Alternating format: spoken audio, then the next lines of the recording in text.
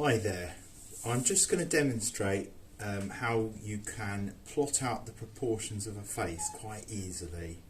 I'm starting with, I'm using A1 paper, but we'll probably most likely be using A4 paper. And what I'm going to do is I'm going to fold it a few times to create like a framework within which I can plot out the features of the face. So what I'll do is I'm going to start by folding it in half, horizontally, unfold that, fold it in half vertically.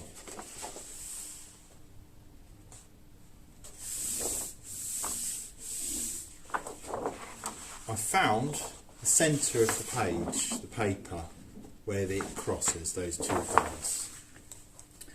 Then what I'm going to do, I'm going to take from where you're seeing it, the bottom edge up to the halfway fold, which is there. Okay, good crease, unfold. Then I'm going to fold the bottom edge up to that quarter way up horizontal fold.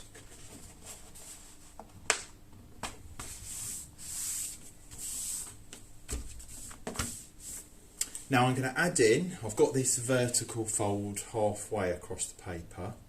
I'm going to fold in the left side, as you're looking at it, to that halfway vertical fold. Bit trickier that one because it's longer, but I'm going to just line it up with the halfway up horizontal fold to check that it works from the middle. Then I'm going to crease that fold. So that was slightly off, but that will be fine for what I'm doing. And then I'm going to pick from where you are viewing it the right hand side to fold into this vertical centre fold. So it's like a mirror and symmetrical folding. Give that crease. There we go. So I've got all the folds I need. What I'm going to do is I'm actually going to draw into those folds so that you can see what I'm doing. Now with your own drawing, if you can see the fold, you might not need to do this. I won't press too hard. I'll do that centre vertical folds. So I don't need a ruler to do this, because if I just draw into the folds, you can do it really quickly. And you don't need a ruler. Do the centre horizontal fold, pencil. I'm using a graphite stick, but that's because I'm doing a huge one. And then these other two horizontal folds.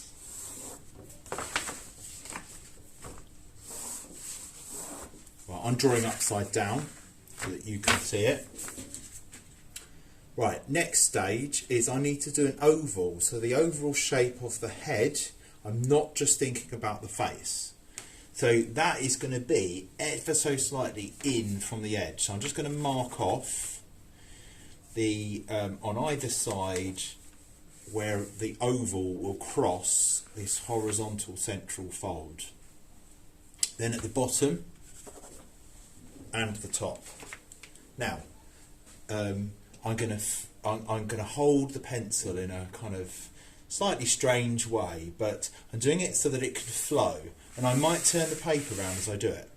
So here I'm going to connect faintly, and it doesn't have to be the right line. The first line is the right line. Look, it's a bit sketchy. Then I'm going to rotate it round. I'm left-handed, so I might be doing it round the opposite way to how you would if you are right-handed. And I'm just going to keep rotating. Last bit to complete that oval. Here we go. So that literally, you know, if it was a photograph, it would be a really tight shot of the head. Right, next thing, I'm going to plot in the eyeballs, so the the irises and the pupils. I'm just going to do a smallish circle in these points here. So it is beneath this halfway fold up, yeah, halfway horizontal fold. The eyes are not up here. This is brain space and hairdo space. Okay, so do not place them up here. Okay, that happens far too often. People are more thinking about it being like a mask than the overall head. So the eyeball is beneath this horizontal fold and it's on the vertical fold halfway from the edge to the centre. Next thing, not going to fiddle more with those eyes. I'm not going to focus on any one feature. I need to get the whole face, head, working together. I'm going to draw, don't laugh, but I'm going to draw an isosceles triangle there. So you might think, oh, okay, that's meant to be the nose, not very realistic. Well, wait. The nose is kind of emerging from the very centre of the head. This is a straight on view and it's going to then fit or stretch down to the quarter way up from the bottom horizontal fold. Right, next things to add is the mouth. That is going to occupy within these two cells of the framework that I have created through the folding. So beneath the nose, but I've got to not go too far down because that's for the chin. And the limits of the mouth is going to be in line with the pupils, or even the pupils. I was just thinking I've not drawn in the pupils. I might sneak those in now. So the mouth is going to go here. So I can draw like a very squished oval. It's quite expressionless. You can change the expression later on. But the corners of the mouth are in line with the pupils of the eye.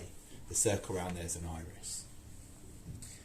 Right, next thing, I'm going to now start to come into this top half of the head, because you're probably thinking, wow, that's all squashed down the bottom.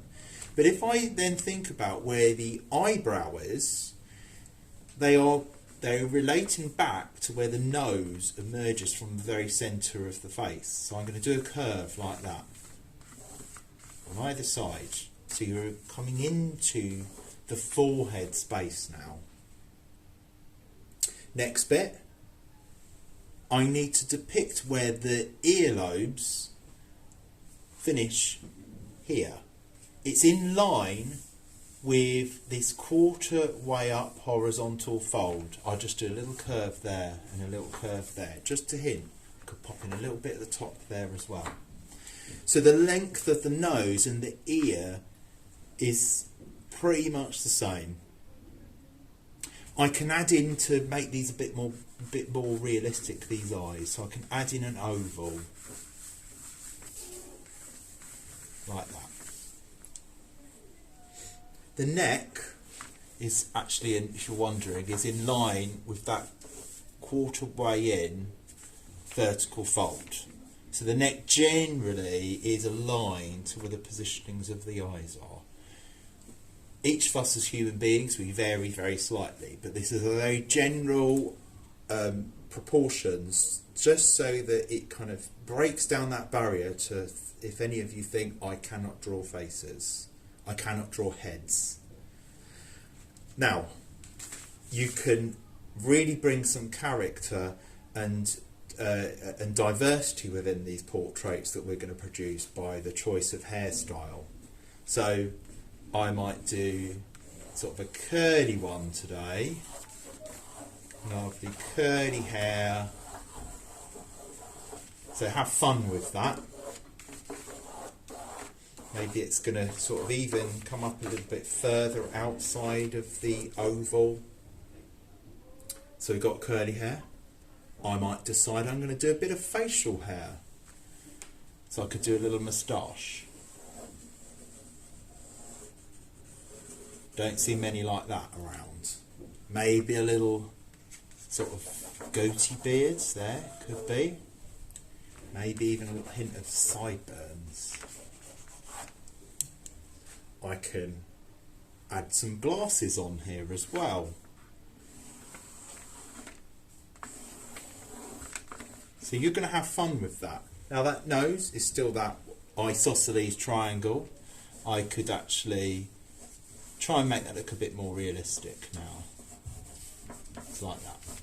But please remember, you know, the difference between drawing eyes, and this may be why they're so popular of a facial feature to draw, and maybe even then the mouth might be second place, but I think third place always seems to be noses, because you've got like the bottom of the nose, which you might have a bit more of an idea of the form, but actually really most of the nose is suggested by the shadow that it creates. Whereas an eye, you've got eyelashes, you've got the pupil, then the iris, you've got eyelids, tear ducts. So it's kind of like, it's a bit easier to know what to draw on that eye. But the nose is really kind of suggested by the shadow and the light and shadow, which is then, with us drawing, we'll create the illusion of form. So I can decide maybe the light's going to come from here. So I can add some shadow on that nose. Now I'm holding the pencil, or this is a graphite stick, on its side, so it's slightly fuzzy. Hatching, then cross hatching. Bit of shadow under there. That mouth's a bit expressionless. You know, shall I smile? Yeah, I might as well. It's an art lesson, so I'm going to enjoy it because I'm having a play with drawing. Now, I've got to admit, teeth, even me, I get a little bit like, is that, am I going to be able to draw that? But I'm just going to go for it. When people have asked me to do portraits, that's often the bit I spend the most time on, the teeth, because I'm always a bit worried about, oh dear, they're going to like the look of them. Anyway, just make it a nice smile. That moustache, make it look all a bit hairy. Maybe it's waxed at the end like I used to do in the old days. So, you know, you can then really kind of like start to enjoy mark making. So, you know, with the hair, you're thinking about the direction of the individual strands. I mean, I'm quite a scribbly style sketcher, so you might be much more careful than me, but try to express, be a bit expressive at points so that the drawing is lively. You want to kind of, for the viewer, make them feel like they're actually looking at a face. I'm going to bulk out those rims a bit more. Side bits, connection bits of the glasses, but add those in. Ears, hint them. I might have a pierced ear. Here we go. What kind of earring shall I have? A big hoop or something? There we go. Bit of a pirate look, maybe. It's a bespectacled pirate.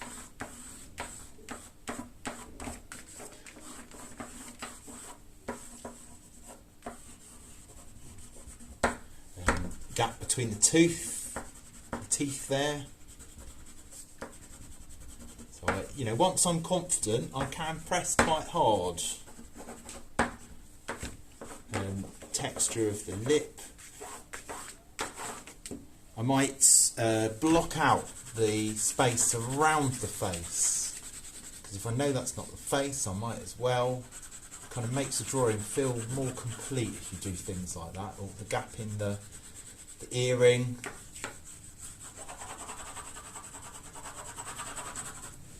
Do that on the other side.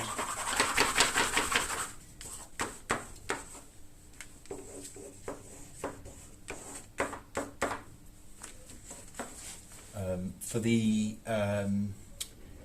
iris, almost a bit like a flower, really, or a spring going around that pupil. That works well. A bit like, I don't know if anyone has ever done spirograph. I haven't got the kit, but I'm just kind of getting the look, sort of. A bit more on the eyelashes, a bit of eyeliner, a bit of mascara.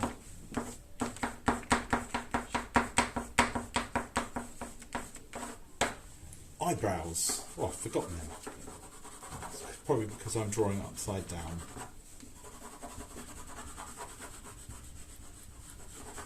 But actually, if you are very nervous about drawing faces, you could even try drawing it upside down. Yeah.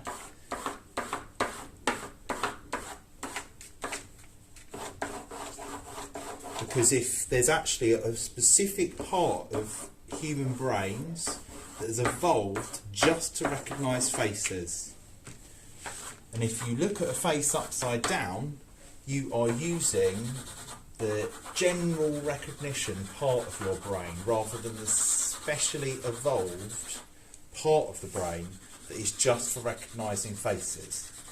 This is all to do with like very newborn and the idea of forming an attachment with a parent carer to know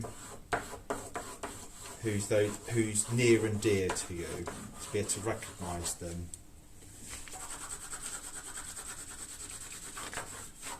Right, so coming together, you see, you will have more time than me. I'm just trying to give you an idea of what we're after. I'll shadow on the neck, because I was going to try and make light coming from this direction, from the top left as you were seeing it. I'll show you that nose coming out a bit more. Not got much space there actually for the philtrum, although I think that people call it the Cupid's bow, that bit beneath the nose before the mouth. I might have to look at it right way round soon.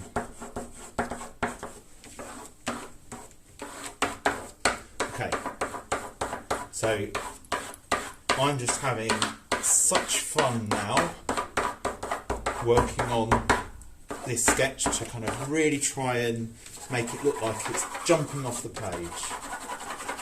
So the use of line, shape, tone to create the illusion of form and texture.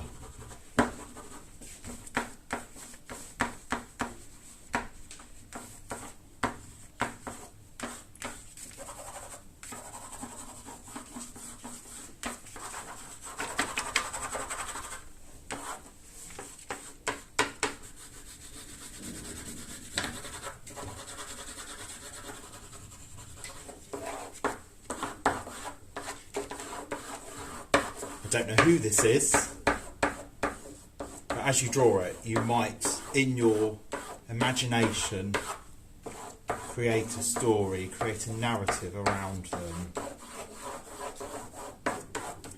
So that can then motivate you to try and get a likeness of the character that you are imagining. It's that little goatee at the bottom, wasn't it, I was going to do.